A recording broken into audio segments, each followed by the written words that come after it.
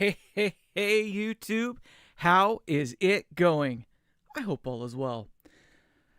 Today we're going to talk about just some very more specific things about some stuff I said the other day. I don't want people to get the idea that I am bashing on these companies to bash on them. So I wanted to do some clarification. Happy St. Patrick's Day, of course. It's also my mother-in-law's birthday today, so happy birthday to her. I also wanted to just say that it's crazy. So many years ago, I did the world premiere for McLaren's like their 635P or whatever it is. You know, they had just come out with that, or their 650 or whatever it is, LP, or I don't know, whatever. Their supercar that was kind of meant for the everyday guy, right? So we only got a couple times to rehearse it. We didn't get to do it too many times, and the guy that did all the videography work, basically doing the stuff that you're seeing now on the screen, where he's pushing the button to go from this screen to that screen, etc., etc. You know, he did all of that work, so he knew exactly all the timing and stuff like that. Well, I had to run the audio, being the audio guy, so I had to be ready to, have all the recalls and instant replays and stuff like that ready to go. And we only got to do it a few times, and I was scared shitless, obviously, because, it's the world premiere of this particular vehicle, and, it's McLaren. So I didn't want to botch it. So I had to count down everything. But in either case, what I'm getting at with that is that I was nervous as we were coming up to hitting the transitions here, mainly because I guess I still have that thing where I want it to be perfect and whatnot. You'll probably notice that the video looks a little bit different today.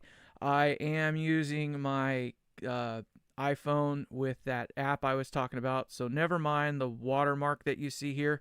I'm just trying something different today because I didn't really like the look of that other camera, although it wasn't horrible bad, but this one is much better, I feel. In either case, I got a new camera on the way that should resolve all of these problems. We shall see. But I want to say thank you to everybody from the other night. I appreciate you hanging with me like champions. That was a pretty long live stream. I think it came out to something close to 3 hours or something like that. So quite some time, to be honest. I'm tired today. I was up at 3 a.m. this morning, so I only got a few hours of sleep, if that, last night. I had to take the missus into the airport so she can go do some stuff for work. So I'm definitely not going to try to make this one a 3-hour session. So what are we actually talking about today? The title is what makes an amp build bad, and, basically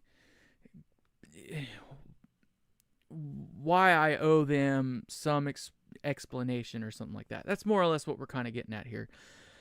The idea that I was getting at yesterday about some of these amp builders and, not being boutique and all that stuff was something other than the build quality itself. I was talking more about when you get to a certain point, you do a certain thing, yada, yada, yada, etc., etc. We kind of beat that one down. But today we're going to focus a little bit on this over here. So what you're looking at here is a Morgan amplifier build. Now, this is one of his earlier builds. I couldn't tell you exactly what year it is, but, pre-2018 or something like that. I think it was right around then that he got into more of the PCB thing. That's kind of when his relationship with Bad started up and whatnot. So this is an earlier build, and I'm not exactly certain which one this is. Maybe a PR12 or something like that. Who knows? But I could be right. I don't know. So what are we looking at? When I say bad build, or, built to not the greatest standard, you look at this and most people would say that there's nothing wrong with this. It looks great, right? There's a bunch of little things that make it a bad build. We've talked about some of them en masse before. Obviously, things like the back of the pots here have been sanded and scuffed up so that way they could solder directly to the back of the pots. It looks disgusting, and it's a no-no. Obviously, they are using the back of the pots to ground out components, or to use as a grounding place for those components. Same for the output jacks down here. You can see that they are just using output, standard output jacks going straight to the chassis. I'm not sure how, I can't really see in here how it's grounded for the thing. Obviously there's this yellow wire that comes down, that's one of them. One of the outputs, and these ones are paralleled here, and then this one's the other tap or whatever. Taps is what I meant. But so I'm not sure exactly how it grounds out, if they're doing it through the chassis all together or if it's being done with another wire separately. I can't tell you that, so that I don't know. I don't know what the heck I don't know if it's just this particular amp or if it's a whole series or whatnot, but if you look in here carefully, you can see at least 4 or 5 different versions of resistors and even capacitors, to be honest. It is kind of bizarre. They used a carbon film in the power supply. Not sure exactly why. Then they used this guy here, which is I think like a Vichy or something like that. It's lower wattage, but then they used that guy for another node. And then they used metal film, these ginormous, these are the ones that I would use if they made more sense. So these are the Dale Vichy ones here. Ginormous. These are like the full-on 1 watt at sub 500 volt rating ones. So these are actually more like 2 watt rated resistors. For the plate supply for the phase inverter, I'm not quite sure what that's about. Considering it's being fed by this standard looking 1 watter here, so it's just like, okay, that's different. They've got this style of resistor here. I'm guessing it's not cathode bias. This is cathode bias, but I'm not exactly sure what this one's for. It looks like it could be for the bias supply. So they got a different resistor there. They've got a different resistor even here for the tail of the phase inverter. So the phase inverter is this network of stuff here, and then this one's just a different resistor. And then for what I'm gonna guess is part of the, it looks to me like they're using this as a secondary tail or something like that. Maybe they're injecting, I don't know how they're doing it. I don't think this thing has a presence control. But for whatever reason, they got this guy here as some other form of whatever. It looks like a 1 ohm. I could be right, could be wrong. I don't know. It's fairly normal from that point on. They're using Jupiters, whatever. They've got, as I mentioned before, a couple different, 3 different brands, 4 different brands of capacitors in here. So they've got the power capacitors was one thing. They've got the bias supply is another one. They've got a different resistor here for the cathode biasing, going on. And then they got the ones here in the preamp section doing whatever they do. It's just bizarre. I'm not exactly sure what the plan was. None of the wires have really been straightened. They're all just kind of thrown in there. You can kind of see they're all just zigzag wherever they need to go. Another thing I always thought was weird. I mean, it looks much, much cleaner to put all these jumper wires on the bottom of the board where you don't see them. For whatever reason, they put them on the top. To me, it's just a little distracting. I don't know. It doesn't look pretty. Looking over on this side of the board, we can kind of see here they didn't really spend much time getting these things all straightened up and all pretty. Different lengths on the cables here. That's why this is what I was getting at about my thing with Ooga Booga, like I build amplifier. That's what I'm talking about with regards to that. Like just slapping the parts in there and saying it's built is Ooga Booga. You can do it, that's great, but try to do better, right? That's my whole thing. Another thing that kind of makes this a bad build is down in this section here. There's a couple of no-nos that they've done here, and it's kind of hard to see it with the way the lighting is, but this guy here is the neutral, and it goes on down this way. As best as I can tell, they are breaking the neutral, not the hot, which is a no-no, because if you're looking at this jack here, this one here is the line. So this is the hot, if you will. This guy down here is the ground, and then this one here is the neutral. You're supposed to break the hot, not the neutral. And you can see here that this white wire kind of looks like it goes down in there. That one, to the best of what I can tell, comes around here and is what connects to this point right here. So it just kind of loops around and goes into there. And then this one here, it's really hard to see it, but this little thing that you kind of see right there, that's the tang for the fuse holder, which goes to the hot. Like you can kind of imagine that and see that, right? Now, this is a no-no because you're not supposed to use the sleeve portion of the fuse holder as the hot connected lead. You're supposed to use the tip. Now, the reason you're supposed to use the tip is that when you take this thing out, the fuse is supposed to come with it. Now, the only reason you'd be taking this thing out, the fuse that is that it's blown, right? So you would think that, okay, well, the fuse is blown, the amp's not working, I need to get inside there to do something. The first thing you would do then is pull the power, which would make any of this moot anyway. But when you pull this out, the fuse will come with it, which means there is no way for you to get your grimy ass fingers down here to the tip where that fuse would touch in on this lead right here, right? In theory, that's what that is supposed to, the idea behind it. Whereas some of these, I don't know if you've ever looked at them before, and the wife's trying to call. I've told her I was doing a live stream. I don't know what she's thinking. Sorry, wife. But so this guy here, the sleeve, if you will, when you take this out, there's oftentimes like a little metal ring that you can see around the edge there. Now you can imagine getting your fingers in there and on that, right? You would think that you could get your fingers in there. It's certainly much easier to get your grimy little fingers in there than it is all the way down here at the tip of this thing. Okay? That's why you don't use this lead for that connection to the hot line. Because if you did leave this connected, then you would very likely, if you were to try hard enough, get your fingers in there and buzz yourself pretty good. Now, conversely, if you're goofy enough to leave this connected and then put a new fuse in without using this little gray thing there with a little slot in it, kind of difficult to do. It doesn't make much sense because this thing is designed to hold the fuse. But let's say you put the fuse in without this little gray piece attached and you left this thing wired up. Then you could have an argument for why you would use this on the side, on the sleeve side as opposed to the tip if it was plugged in live. Because then, of course, as you go to pop the fuse in there, your finger would be touching the end of the fuse, which means you would get shocked, right? Makes sense. But obviously, you're not supposed to be doing this with any kind of power attached. So that is a nitpick, but that is a thing, and it is a real thing. Another thing that's a big no-no is they have colors on the wires for a reason. And there are codes for it as well, but white is generally considered to, it depends on what side of the globe you're at. Some people use white as hot, and again, this is more of a depends sort of thing.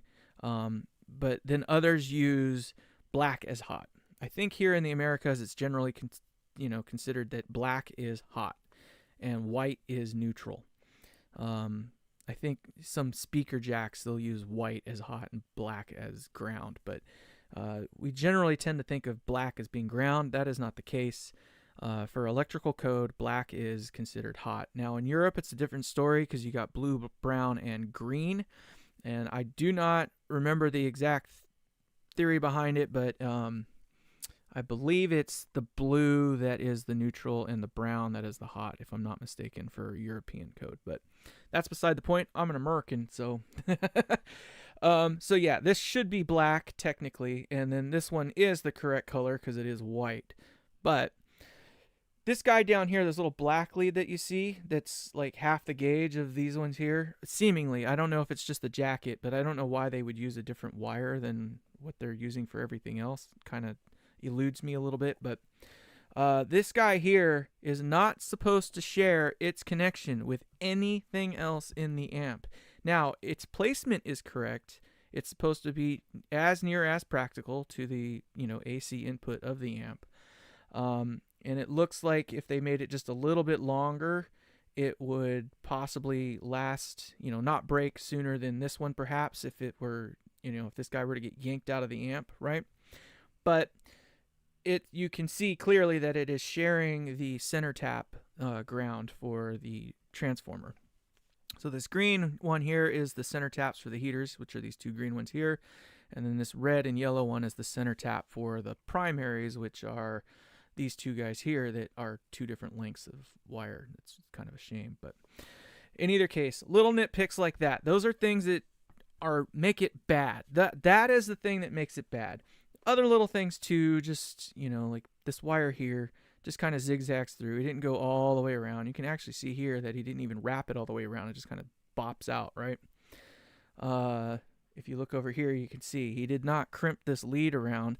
So he managed to curl it around, but he didn't even twist it all the way around. He just kind of poked it around and then soldered it in place. Little things like that. It's just like ooga booga. That's literally what I get at when I'm going on about it. So, and then again, I'm not 100% sure, but I'm pretty damn certain that he's breaking the neutral. Again, that's a huge no-no. You always break the connection to the hot. So, let's move on to another picture. This is a modern production for him. This is, post BAD era. So his newer boards you can see are just PCB traces. It's a hybrid. It's part PCB for these wire connections, which you can kind of see what I was talking about here, how they go up and under and then shoot up into the turret board. This one's more like an eyelet style, and then it uses a PCB out. Now, if for any reason, which there isn't any reason it should, but if for any reason this thing burns up, like, you're just going to burn this trace up if it gets hot enough, right? I don't understand why they couldn't have figured out how to just literally put those things so close together. You didn't even need a PCB trace, right? I mean, it seems to me like they're using this board for multiple amps because there's an eyelet down here as well. Another thing I'm not a fan of, and he seems to do it on all of his amps, is this thing right here, where you take this guy and you put all the heat right next to the capacitor. That is just, I don't understand. These things are long enough that they should get all the way over and, go around the outer edge. Okay, cool. Let's say you don't want to do that. Then why don't you put another, turret or something like that, or eyelet next to it, and then run these separate so you don't even have to do this. Right now, if this capacitor goes bad, you're not replacing just the capacitor, you're replacing both of these, which means if you can't find the exact same thing here, it's going to be a mismatch. Whereas if it were separate, or at least over the top of it in such a way where you could remove it separately from the capacitor, that would be kind of cool, wouldn't it? Little things, again, that I'm just nitpicking. And then, of course, you can see they got all the solder flux on here that they did not bother to clean up. Let's go back a little bit. Now, you'll notice this stuff isn't very shiny. The solder, that is. I'm sure this was actually perhaps soldered by hand. Maybe not. Maybe it was wave soldered or something like that. I doubt it, though. This is probably, somebody went in there with the solder tip. But in order to be, what is the word for it? Not CE, but, like UL listed, CE certified, ROHS, ISO 9000, and all that stuff. All those different acronyms or whatever that they have for global trade and stuff like that. This has to be lead-free solder. Lead-free solder in amplifiers is just bleh. Now, that's not on Morgan or bad. That's what it is, or that's what it takes in order to get that level of distribution, is you have to, abide by these certain global laws and policies and stuff like that don't necessarily have your best interest in mind in terms of quality and reliability. That is more a thing of, they just don't want lead particles and lead, being burned up all over the place to build all this stuff. So it's pick your poison, I guess, is what it is. Now, that's not to say that it's better that, somebody like me who uses leaded solder is going to have a better amp just because of that. It's just, that is a difference, and there is a difference. So here's another one. Again, nothing crazy. This is one of his newer eras here, but you can kind of see what I was talking about with the jacks being straight to the thing. You can't really tell. Oop, wrong way. You can't really tell how he's grounding out these jacks here, if it's straight to the chassis or not. Again, you can kind of see that, he's still not doing this part here right. The little things like that. Again, we're nitpicky. Leads like this, just kind of goofy. At least he's not using the back of the pots anymore. Props on that. So that's good that he didn't do that here. So here's another build. This is another earlier one. It looks like an AC20 Deluxe. It really honestly looks like this thing is crooked inside of the chassis. I'm not sure if that was intentional or not. Same. You know, he doesn't really have a color scheme, if you will. Looks like he's using a red wire here for the neutral. Again, not a good thing. Just because it's, again, the code. Going on the code thing, it's not a good thing. And then, of course, you know, filling the holes with those little, I think you can get them for 75 cents over there at like Home Depot and stuff like that. This is a cool amp. I wouldn't mind owning one of these. If I couldn't build one, I would, or if I didn't have the ability to build one myself, I wouldn't mind buying one. So let's recap a little bit on this. So a lot of these Morgan amps are kind of more or less loosely based on Fender type designs. I think that's more where his roots kind of lie. I think he's got a couple other versions out there I'm not too familiar with, but most of his famous ones or more popular ones are Fender designs. I would take this over a Fender any day of the week. Even the hand-wired Fenders that they have now, I would still take this one any day of the week. Sans some of the, you know, code violations, which are fixable, like you can go in there and do that stuff. But, you know, little things like that kind of bug me a little bit. Now, another company that I was kind of picking on the other day was Port City. Now, Port City, if I had to choose between Port City and Morgan, I would go with Port City any day of the week. They're using Hammond transformers. I think they have a mishmash of different transformers that they use. I think they had an era where they were using Hammonds, and you can see Hammonds here for sure with all the paint on the leads. That's one of my gripes about Hammond. I think I mentioned it in another video that they don't. Oh shoot! You know, it'd kind of be nice if I was. Yeah, ROHS means it's gonna. I apologize. I've not been paying attention to the chat over here. Thank you guys for getting in there. You better not be mocking me. Yeah. No, the resistors definitely have shorter leads now. Yeah, the longer leads is kind of a thing of the past. And capacitors, of course, because they are larger in size in general, the leads are always longer.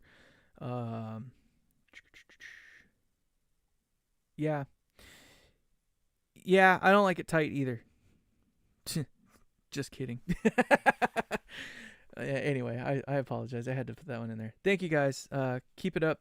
Thank you, Lefty X, Dead K Boy, or Dead Kobe. Is that what it is? Sorry, I'm trying to squint here. It's tiny in my little window over here. I need to pay attention, obviously, more to the other screen here. So thank you guys for joining in. Appreciate that. I kind of started banging through this. I'm not trying to turn this into a 5-hour long thing. So let's just stop for a second. Let's go back to this view here and take a sip to that. A little bit of ASMR for you. So obviously you can see I've kind of cleaned up my space a little bit too. I'm a damn rock star builder. Hell yeah, we all are, and we all certainly can be. That's for damn sure. All right, so let's keep moving on here. So Port City, killer freaking company. I honest to God, if I couldn't build an amp and I had to pick between these two companies, I'd go Port City all the way. Now, I think this is some of their earlier stuff, maybe before they were a little more mainstream. I don't know. Don't quote me. There's a couple things that they did that, again, are kind of no-nos. I opened this one up first to kind of drive home that point I was making about how these things get wired in and code and all that stuff. So, again, we're looking here at the rectifier tube, and you can see that they have a little, not a standoff, but, like a junction, whatever you want to call it, port, tab, if you will, soldering tab, that goes with the correct wire, mind you, but not long enough. So again, keep in mind, this is supposed to be long enough that it's the last thing that would break if this thing were to get yanked out, okay? So it does need to be a little bit longer, but very, very much so, it is supposed to be on its very own, tab and location in the amp. It's not supposed to share anything. It's not supposed to be connected to the transformer or to the rectifier tube and whatnot. It's supposed to be on its own, tab. Again, we're looking over here where they went with odd color choices for the hot. And don't even get me started with why they decided to use the leftover wire from this for the hot lead going over. That is a huge no-no as well. But again, they're using the sleeve as the hot, and then they're coming out the tip to jump across. I believe this one here, yeah. And you can see just the horrendous look of the Hammond transformers. It's just a shame. I asked them specifically, it's like, hey, can you make these things and not put this black, goo that gets all over the place, and covers up the wires and stuff like that? And they sent a thing back to me saying, well, in order to do that, we would not pot the transformer, and we will not warranty any transformer that's not potted. And I was like, I don't think you understood what I meant. I still want you to pot them. I just don't want you to paint it with that black doo-doo. But I left it at that. Obviously, I'm not ready to start buying, 20 or 30 of these at a time or more to get the discounts and to demand the kind of, quality I want. Now, if Port City can't do it, I highly doubt that I'm going to be able to, get much traction out of it. I think they're using Haybower now.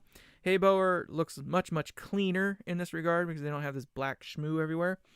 But, whatever. I digress. So yeah, having this green wire here, huge no-no. And then obviously this other wire here for the neutral is the wrong color as well. It goes down that way. I don't know, whatever.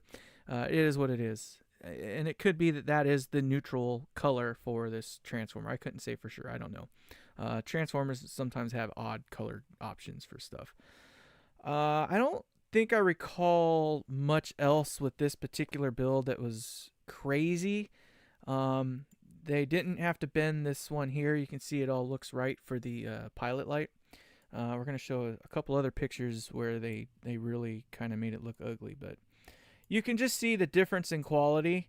The solder here looks like it's shiny and it's not, a huge, blob or whatever. They're using normal PVC jacketed wire, which is just impossible to make it look really, really clean. You can see here where it got burned maybe by the iron or something like that. It's little things like that kind of drag down the quality, but I mean, it's PVC wire. It burns just looking at it anyway. So Teflon wire is great because you can pretty much lay the iron on it and let it sit there, go take a whiz, come back, and it'd still be fine. Just little things. Burns there. Looks like they got a bunch of splatter on here. They didn't quite clean up the spatter, but you can just see right off the get-go that this is a much, much cleaner build than that Morgan was. I wish they gave a little more space right here, but not the end of the world. They are using the back of the pot. Again, I can't say it enough. That is like my biggest pet peeve is using the back of the pot as a place to make connections, but whatever. And then of course they're using it looks like they're at least using perhaps toothed things on here, but they're still using the jack as a ground point for the speaker jacks. Again, huge no. Don't do that. So they said they did the transformer in wax, or I wish I knew what it was. It to me it looks like they dip it in it's not wax, it's varnish. So it's kind of like like paint that's just clear, more or less, like clear paint that they dip it in, and then usually it's heated up a little bit so it's more fluid, and then when you dip the thing, the transformer or your pickups or whatever it might be that you're varnishing, it gets into the inside of the transformer, and all the air is wicked out or floats on out of there, and then when it hardens, everything kind of locks in place. And then to me it looks like they are painting it with spray paint. Like it literally just looks like black spray paint. To me, that's what it looks like, but it gets all over the wires. It flakes off easy enough, but it does discolor the wires where it does cover it. So like the green isn't quite as green anymore. The yellow is not quite as yellow. White turns to like this weird grayish color almost, and it looks unsightly. And then the other problem is it's really like rigid, not rigid, but like flaky. So if you bend the wire enough, this stuff will start cracking off, and then it gets wherever the hell it wants to. It just looks unsightly. Hay Bower doesn't do that. And if it does, it's like clear anyway. You know, the varnish is actually clear. So I'm not sure what this is. I wish I knew, but it's very unsightly. Here's another one. I think this is the one I showed you guys last night. Again, not much to nitpick on this one. I think this is a later production one, but you can see here where they bent the whatchamacallit up at an odd angle to clear the transformer. Little things like that. I'm not 100% sure. Now, I could be wrong. I'm usually not, though. I wish I could say that. But this wire here looks to me like a center tap that would normally be for the heater wires.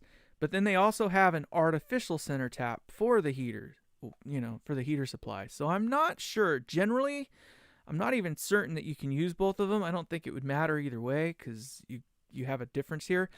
But I wouldn't have bothered with that. Like, I prefer, so if I'm going to do an elevated center tap, or not an elevated, I'm going to talk about an elevated center tap. If I'm going to do an artificial center tap, I am going to elevate it off of the cathode of the output tubes if it's a cathode biased amp.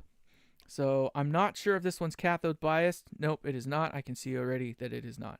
So this group of wires that you see right here, and then you got this one with the blue in it. So that one's the 50 volt supply, and those other two are the HT runs that come in. So they're using solid state rectification in this. We'll talk a little bit more about this diode string in a second here, but in either case, with a cathode biased amp, if you use the cathode of the tubes, the output tube specifically, to elevate the center tap, you can actually lower hum by about the amount of voltage that, it's not exactly like by the voltage, but let's just say that the cathode is 60 volts above zero, right? Or 20 volts above zero. Let's use a more realistic number. So 20 volts above zero. Well, that means that all the heaters are also going to be 20 volts above or below zero. I guess it would technically be at that point. But so because it's 20 volts below, you know, absolute zero, if you want to call it that, that means that the hum from the heaters will then be reduced in volume by that much. It's measured in dB, but it's not like you're going to lose 20 dB. It's, you know, there's a ratio to it, but more or less what I'm getting at is that the hum from the heaters will be quieter later on in the amp. So it's better to do it that way. Generally speaking, though, if you have a transformer with the center tap, you will use the center tap as opposed to an artificial center tap, because it obviously, you know, it does what it needs to do. So, because that's what the audience sees inside. Yeah.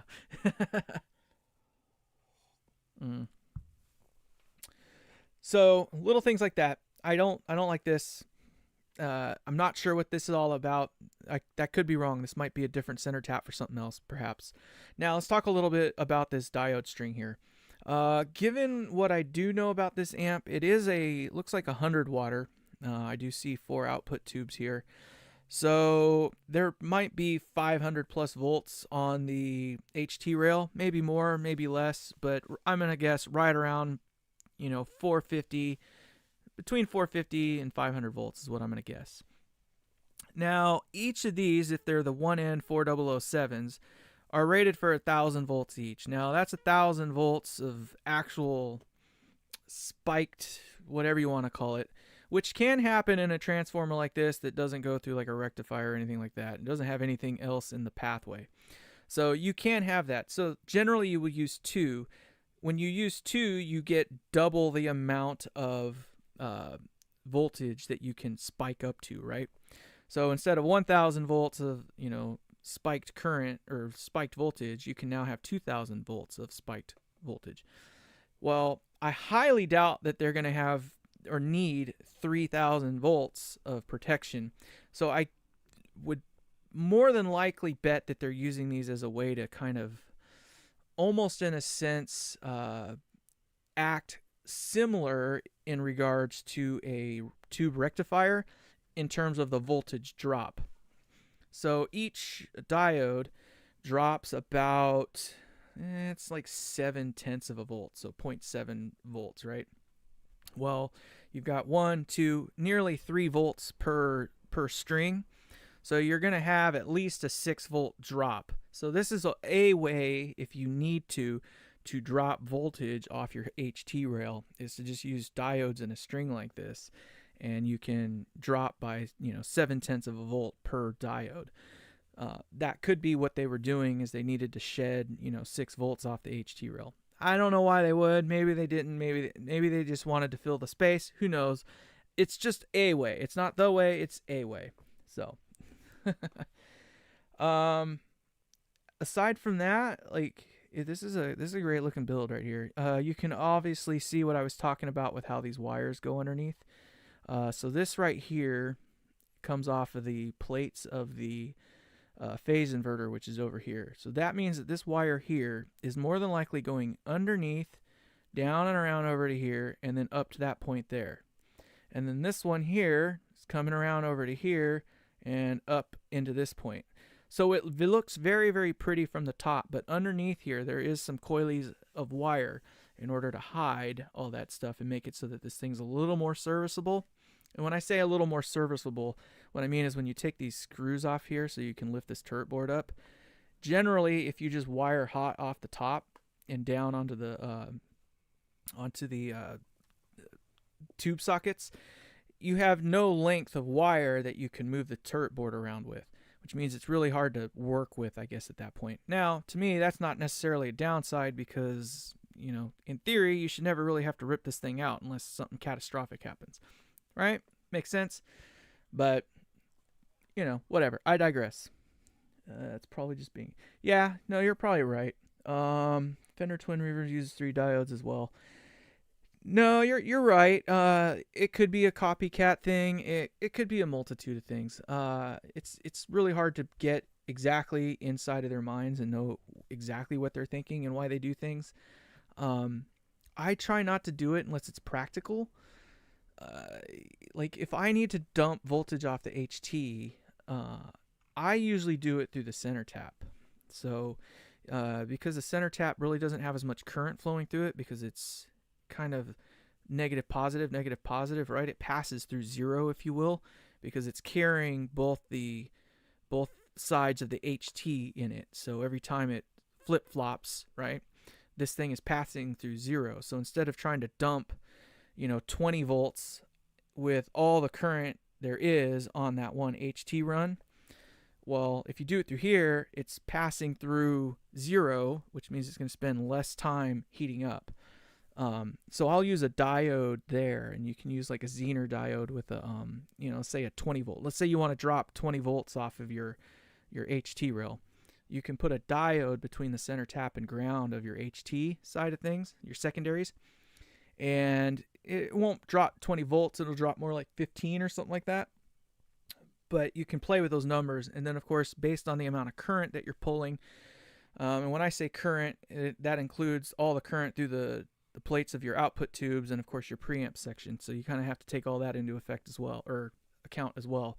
So you might need a 5, 10, 20 or 50 watt diode in order to pull that off. But it just depends. There's all kinds of different things you can do, and all kinds of depends. But I try to get the transformers that I want like in the zone, so that if they're within like 5 to 10 volts. 5 to 10 volts isn't the end of the world, I have found anyway. It's if you're 5 volts or 10 volts low, it's not going to make or break the amp, either way. But and then the last one, again, just nitpicky little things. I think this one's a later one, because this one looks like it's a hay bower. Also, this one looks like it was a hay bower as well. But you can see here that they bent it up again. It's at some odd angle. to clear the turret board here. Now, why they didn't just notch out a section of it and then put the screw there beside me, I couldn't tell you. Little things like that just take away from the whole thing, because everything else about this thing is tits, man. Realistically, one little thing that I feel is kind of a no-no is literally taking this is a signal wire right here, and you're running it against something and zip tying it to it, which means that they can sympathetically vibrate together. There's no telling I couldn't tell you right now what direction each signal is in this, but let's say they're going in opposite paths. Let's say that this is a positive going signal and this one's a negative one. You can actually end up with some sort of capacitive thing that goes on between those two wires, and it can either couple if it's in phase with each other, and if they're out of phase, you can actually get some cancellation, and of course it's based on capacitance and stuff like that. So things like this I really try not to do. As convenient as it is and as nice as it is to make this thing stay put, the way that this thing is probably sitting in the amp, you probably don't really need to have that there. I'm going to guess that this is, going to be laying down. So gravity's going to try to pull this thing down and away anyway. And it's only going to go so far because the bottom of the, cabinet is there to keep it from moving around, right? But zip tying it directly to some other component that has signal flowing through it, probably not the wisest idea. But you can see they don't really clean up the boards. I wish they clean up. So I go through and I spend the time and I scrape or try to wipe off any of these little solder balls that I can. But I'll tell you right now, like, the solder job on this is spot on. I'm not a fan of this type of wire. This is just solid core. I have some of this stuff myself. It's solid core pushback stuff, and it looks like they might have the PVC centered stuff. So most of the wire that you buy these days, it looks like this. It's actually just PVC wire. So that's this style of wire down here, like this red and yellow one. And then they literally take a cloth thing and put it over the top. Holy cow, we're up to 30 viewers now? Wow, guys, thanks. Anyway, Tad Weber did the Zener people. Yeah, no, it's a way to do it. It's not, like I say, it's not the way, but it's a way. It's better to just get the right transformer or plan things around it. So, I mean, another way that you can end up getting the B plus to drop a little bit is, depending on how, drop or go up, I guess you could say, can also depend on how you bias your tubes. So if you like biasing your tubes colder, so they're not drawing as much current, let's just say that's your thing. Obviously, you're going to have more voltage on the HT rail as a result. So you may have to use like a bigger dropping resistor or something like that, which causes some sag. Some people like that, some people don't. So it's a double-edged sword. Whereas conversely, again, same transformer, but you like running your tubes a little bit hotter, let's say. So maybe you get up like literally around the 70% mark. And we're talking more of I guess it doesn't matter if it's cathode biased or fixed biased in that case, but again, biasing hotter will drop the HT voltage more because you have more current flowing through the tubes, which means it's putting more draw on the HT, which will cause the voltage to drop down a little bit lower instead of higher, going the other way, right?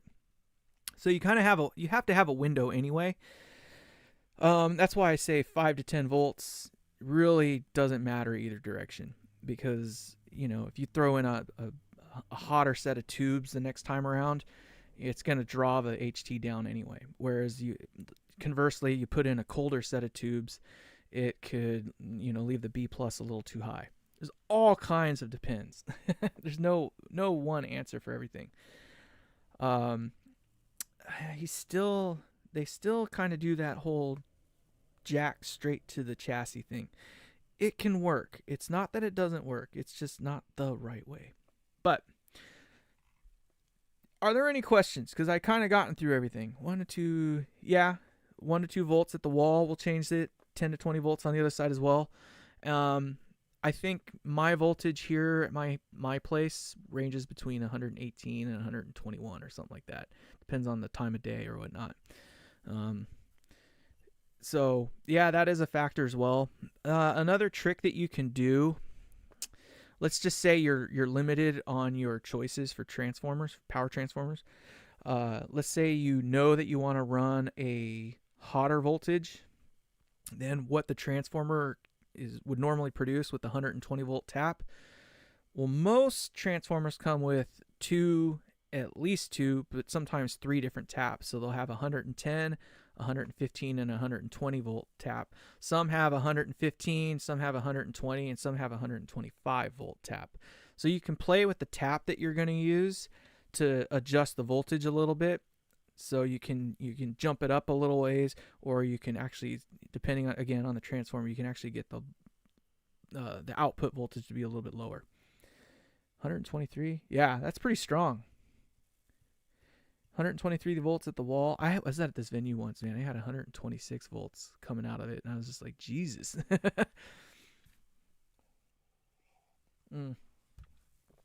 So, are there any questions about what I was talking about? Like, is there anything that I didn't make clear, or do you think I was perhaps wrong about my criticisms?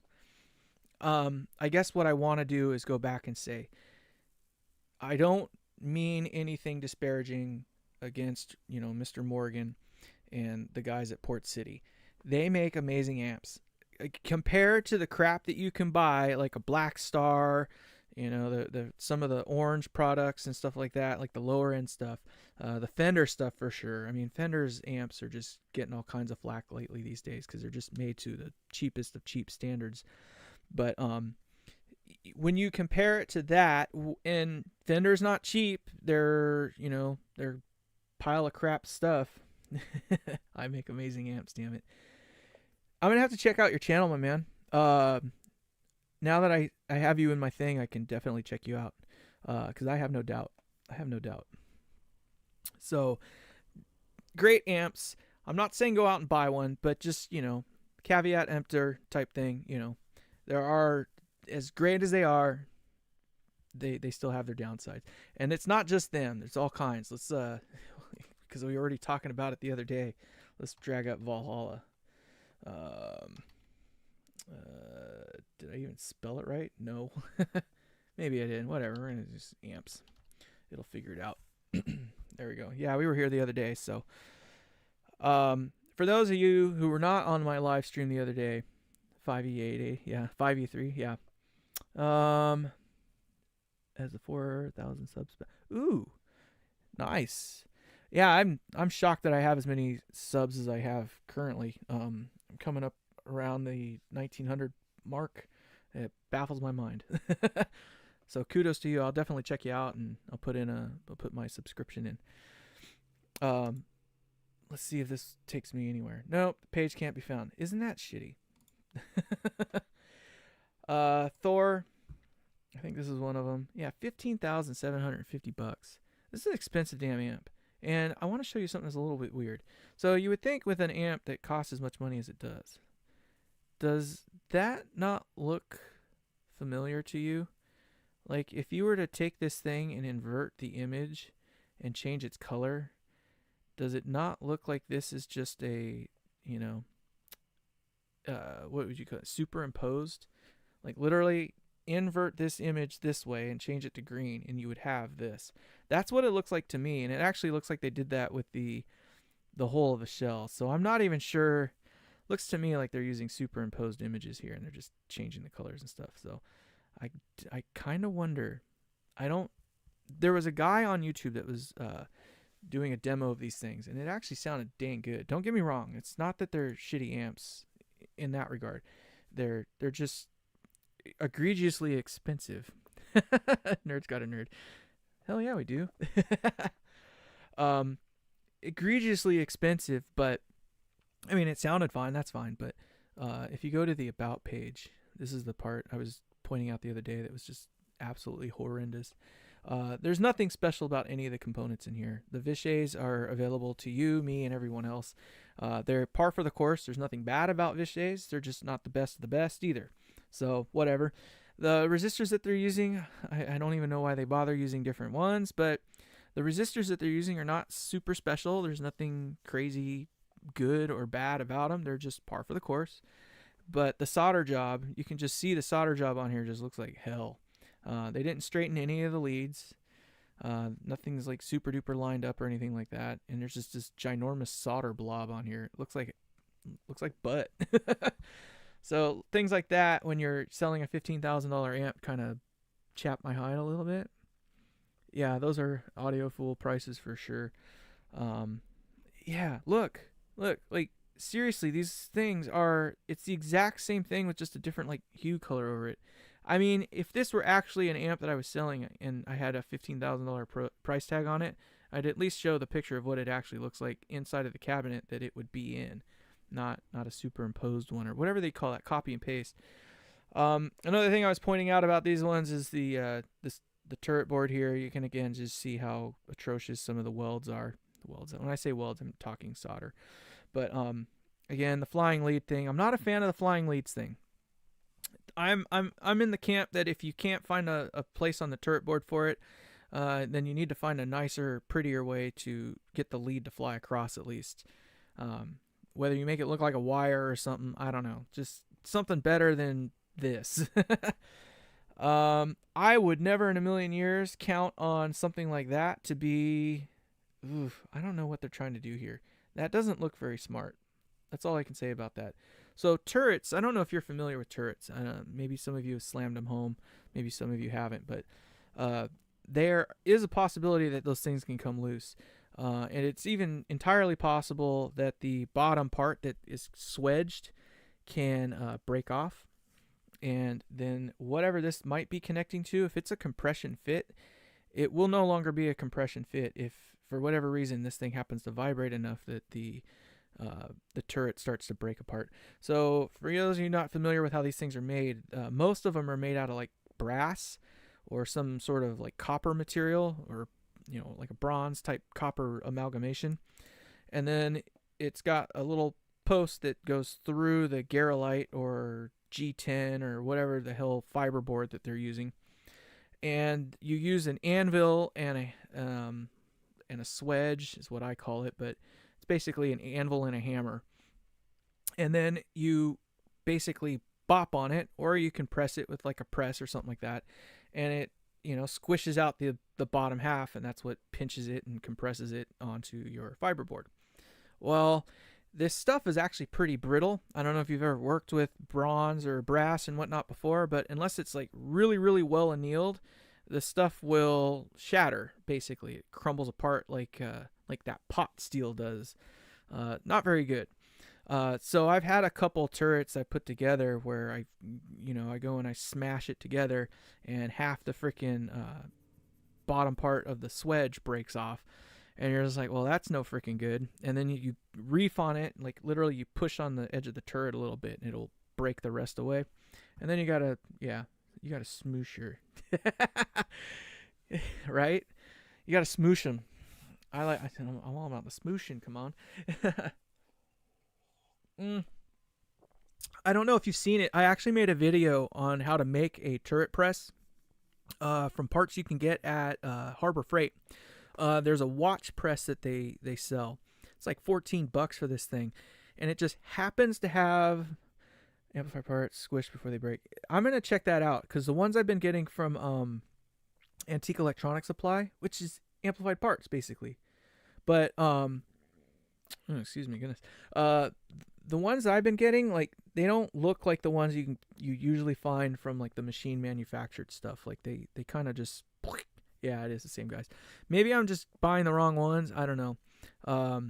Some of them, when I squish them down, they look great. Some of them, they kind of, like break apart or split in a few spots here and there. I haven't had any major problems with them in that regard, but I've had a couple over, doing several of these different builds where, one or two like they just don't make it. But going back, I made this turret press, and it's pretty cool because the way that the little watch press works has, like, it's a perfect like 1/4 inch hole on the top and the bottom, and then you can literally take the anvil and hammer that you can buy from Amplified Parts, and you can insert them. You have to cut them a little bit, but you can insert them into both ends of the of this little watch press thing, and you got yourself a perfect turret press. I don't know if I'm going to continue to do it with that because I do now have a drill press that I can do this with, probably a little bit easier on my hands, I guess. But I will say this, that little turret press thing I made is pretty dang quick. I think I can do a board probably about like this in 10 minutes, maybe less.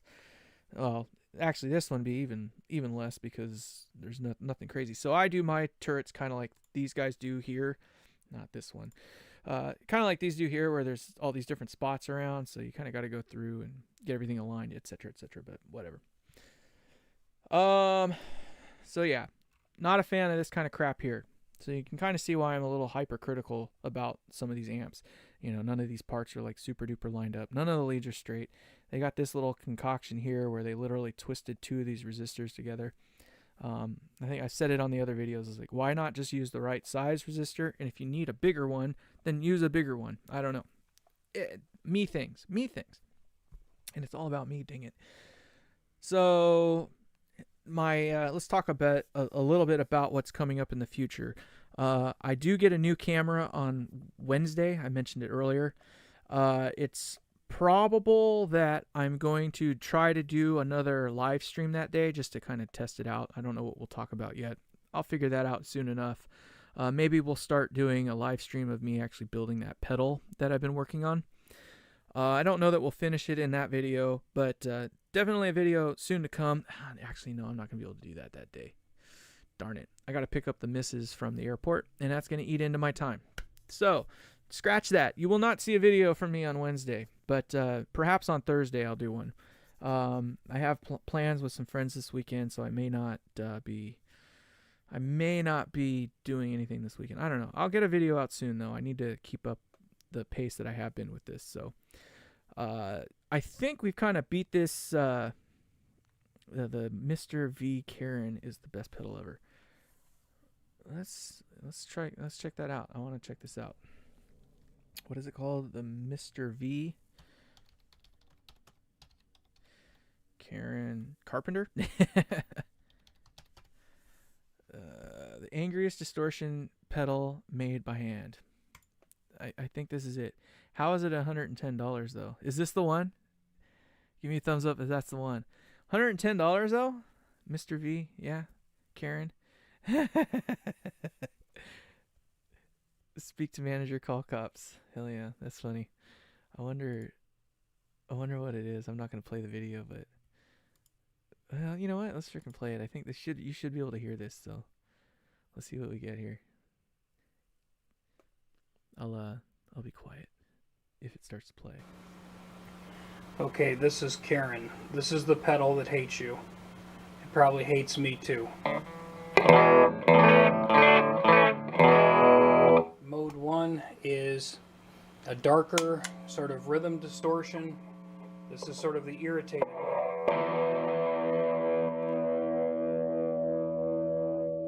Drive can be adjusted.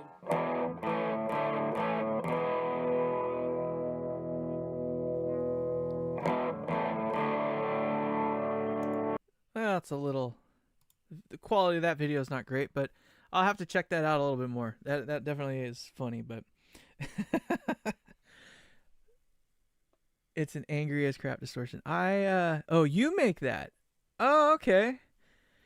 Is that you in the video or no? I hope not, because if it is, you gotta make a better video. That one was a little noisy. It's a lot of background noise, so a little fuzzy, I guess, if you will. Is this, so let's do this one. Hello and welcome to AM Guitar with me, Anjay. Today we are looking at the Karen Basic from Eddie Rifkin pedals. Some time ago you would have seen me demo the original. You're interested. And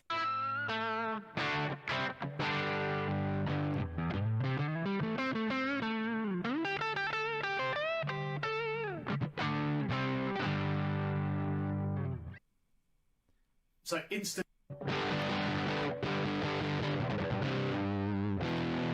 So it's obviously solid state, I take it. And anything with the EQ. In fact, if I drop the EQ out entirely by taking mostly kind of a volume cut, I can definitely tell it's an angry pedal. Bass outputs. So you can use these controls to really shape your tone. Oh, okay. Now, you don't know about this one? All right. Is it? It's not this one then, is it? Well, I guess you're probably behind me, and it's not the Eddie Rifkin one. It's this one here then. I'll definitely check that out some more. It's good to know now that we got some reference here. But guys, I want to thank you. It's been about an hour now, so I'm glad we were able to. Okay. Perfect. Okay. I will definitely check that out a little bit more. I'm not really into the whole pedal thing, to be honest. I think I mentioned it the other day. I kind of did like a little historium about myself, and maybe I did, maybe I didn't. But I have a love-hate relationship with pedals. So I've been playing now for like 30 years. I'm old. But when I first started playing, of course, I could only do pedals, and I think I don't think, I know, but I had a Zoom 2020. I'm dating myself now, but that was my first like real pedal. The Adversary, I like that. Way cool. Yeah, I'm all about the solid state / tube thing. But so yeah, I bought some pedals back in that era.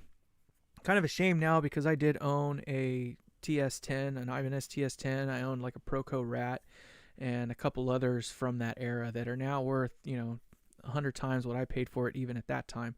I think I got that TS10 for $25, and it's crazy to think that it would be like everyone had a Zoom 2020.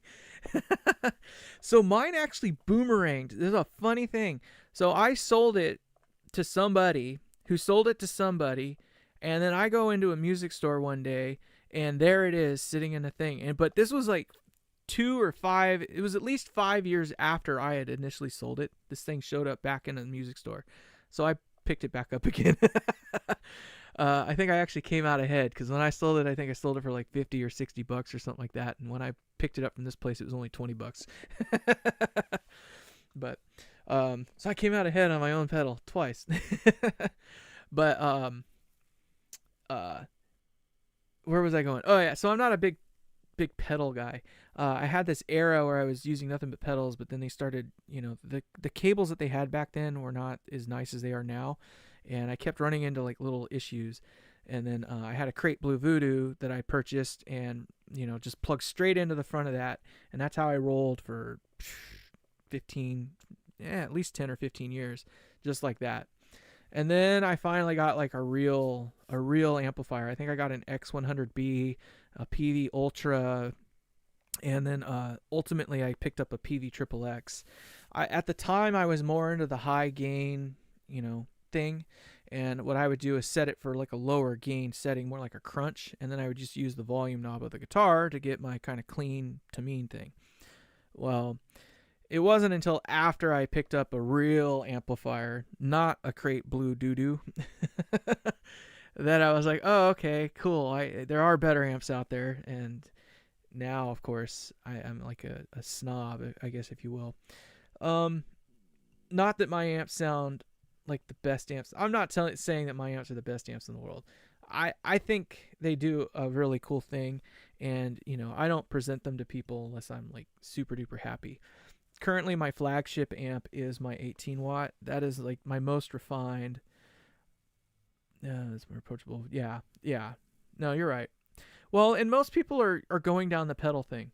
Like it's come back around. Like lately in the last few years, I feel like I was kind of fortunate enough to see ahead of time that the whole lunchbox amp thing was going to be the next step in guitar amplification. So I bought an Ignator tweaker pretty early in the game, and then watched it explode from there. And all of a sudden everybody's got basically a lunchbox head. Now they're doing it with everything you can possibly imagine. But so I knew that was going to be the next thing. And then when it started, there was like this weird shift. I want to say I noticed it probably 10, 15 years ago. Right about the time of the advent of the whole lunchbox thing. But that people were using pedals as the predominant way to drive their core sound. So they would set the amps up at like the edge of breakup and use the pedals to kind of get them the rest of the way. Like effects loops were starting to be kind of outmoded by the players that you loved and cared about the most. Anyway, it seemed that way, at least for me. And then when I started getting into building amps, that was kind of the motive, if you will, for what I was doing. So when I got my 18 water, as I mentioned in other videos, it was a kit, and I built it just as the kit was meant to be, and it was really cool. It sounded great, but it didn't do the thing I wanted. It just didn't do what I wanted it to do. So yeah, I had to immediately start doing things to it, and then finally, excuse me. Sorry, I didn't mean to burp in your ears like that, but it was coming. But yeah, sorry. I'll try not to do that to you again. My apologies. How rude of me. But I'm gonna go ahead and get out of this view here. We're gonna view things here. So, when I built the 18 watt, I was happy with it, but I wasn't happy with it. So then I was immediately on the thing to try to get it modified to where I wanted it to. I must have put 50 different types of circuits in it trying to get what I wanted, what I truly wanted out of it. And then I finally tried something that I hadn't done before, which was just going straight from the input of the first stage directly to the phase inverter. And that was just like the eye opener for me. It was like immediately just the, oh my God tone. Like, this is right. This is what it was supposed to be. This is what this thing is meant to be. And then, of course, I just refined it a little bit more from there. But it's still kind of, as simple of a circuit as it is, it's still kind of my flagship amp just because it is the simplest, I think, of all the circuits that I have. And it just does what it's supposed to do. So, I don't know. I kind of feel like pedals are definitely In-A-Gadda-Da-Vida, right? I thought I heard somebody say bless you earlier, too. But, so, yeah, I mean, I kind of feel like pedals have been the thing, and so I've been getting back into them now lately, which is why I kind of went ahead with the whole pedal thing I'm doing. It was kind of always a plan of mine anyway, because I knew that my amps weren't going to appeal to anybody that wants to have a really gainy amp. My amps have more like a crunch to them, but it's all output section type stuff. So it's phase inverter and output tubes. So you either have to live with phase inverter only type distortion, which is crunchy in and of itself, or you have to turn it up so loud that, you know, the neighbors start yelling at you and you make friends with the policia. So take care, my man, Lefty. Have a good one. Oh, or unless you meant my burp was a nice out. I'm almost done, so stick around. I'm going to be done in like 5 minutes, I promise. I need to get out of here too. But, so yeah, just to close it on up, my best things would make ground loop eliminate. You know, those are helpful. Obviously I know or understand how grounding works. I don't think a lot of people do. So those are great little tools for, you know, people that don't understand it, and you can get where you need to go really quick with that. Me, I'm just a butthead enough that I'll just you know, move things around until the buzz goes away, but that's just me. So yeah, now lately I've been doing the pedal thing. I wanted to build these pedals mainly because I don't know what happened. So in the 90s or something like that, I think there was either a patent that came out or there was something that came out that basically kept people from building a true high voltage tube based pedal. You had like the tube driver, which is still a starved plate design, the BK Butler tube driver or whatever, but there wasn't really any actual high gain versions that were readily available until probably the last like 5 or so years, maybe 10 years or whatnot. And then that was when it was just like, oh, okay, now people are really starting to do something I've always wanted to do. So I don't know. I don't think I'm going to do anything that's original. I mean, I've already showed a couple pedals that are kind of already like right up the alleyway that I'm trying to go with them anyway. I guess more or less the idea for me is to just have an option that's available. It's probably one of those things where it'll just be included in the purchase of the amp, just to add value to it. Because I do understand that, building a clean, an amp that's meant to be clean only is going to be very difficult to, get people. Yeah, I was watching that video. His latest version of it that he's done, I think it was in part 4 or something like that. Pretty sure it was part 4. I thought it sounded killer. That's a lot of gain for just, essentially one tube, if you will. He's essentially, for those of you who are not understanding what's going on with that and haven't watched it yet, go check out, what is his last name? It's Clay. I can't remember. But he's got this channel, and it's called Building a High Voltage Tube Preamp or something like that. And it's four parts now, but he's only using one tube. So the first triode is cascading into the second triode, and it's got a fair amount of gain. I was actually quite impressed with that, to be honest. So Clay De Jong, that's right, or De Jong. I always feel like I'm butchering his last name. Yeah, Clay De Jong, cool cat. He's been doing this for a while. He's doing this for a long while now. He's definitely beat me to the punch on a lot of this stuff. That's why I kind of slowed down on doing like the Why You Love It So Much series, because he's already done a few of the amps that I was looking at doing, and I didn't realize it until I started, the list started popping up in my feed, and I was like, oh, well, I don't need to step on his toes. He's already done a good enough a job. So anyway, guys, most likely guys, if there's any ladies out there, thank you so much. Thank you all so very much. I am going to call it. I think we've talked enough today.